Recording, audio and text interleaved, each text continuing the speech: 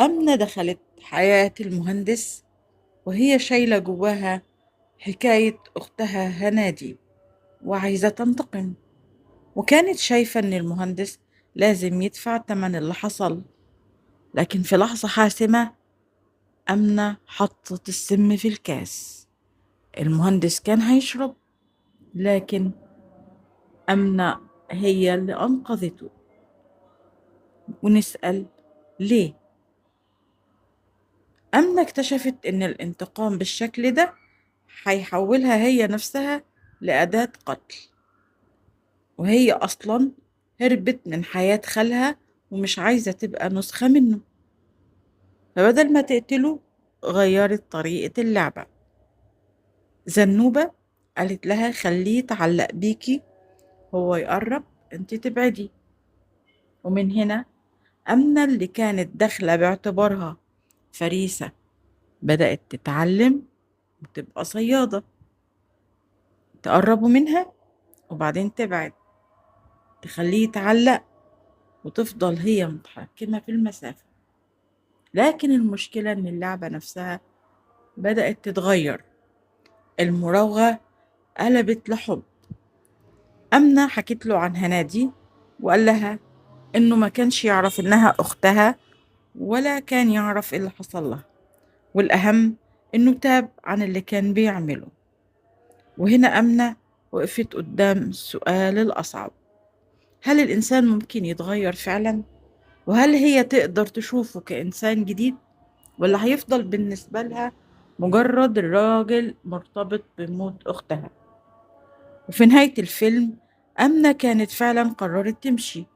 لمت حاجتها وكانت مستعدة تسيب البيت والمهندس، وقالت له إن هنادي هتفضل بينهم. يعني حتى وهي ماشية ما كانتش ناسية أختها. وهو قال لها سامحيني وانسي الماضي. لكن وهي سايبة البيت شافت خالها جاي وفهمت إنه ناوي على شر، فجريت للمهندس تحذره: خالي جاي وناوي على الشر. وفعلا الخال ضرب الرصاص، وفي اللحظة دي المهندس لف بيها وأخد الرصاصة في ظهره. الخال هرب، لكن الحراس لحقوه ومسكوه. نيجي في النهاية الفيلم بيدينا شكل مختلف أو صيغة مختلفة عن الرواية. في الرواية أمنة تخطت الماضي وكملت مع المهندس، وبقى الكروان هو اللي يفكرهم باللي حصل لهنادي ومصرعها في المكان ده. أما الفيلم فبيوقفنا عند لحظة أكثر تعقيدا.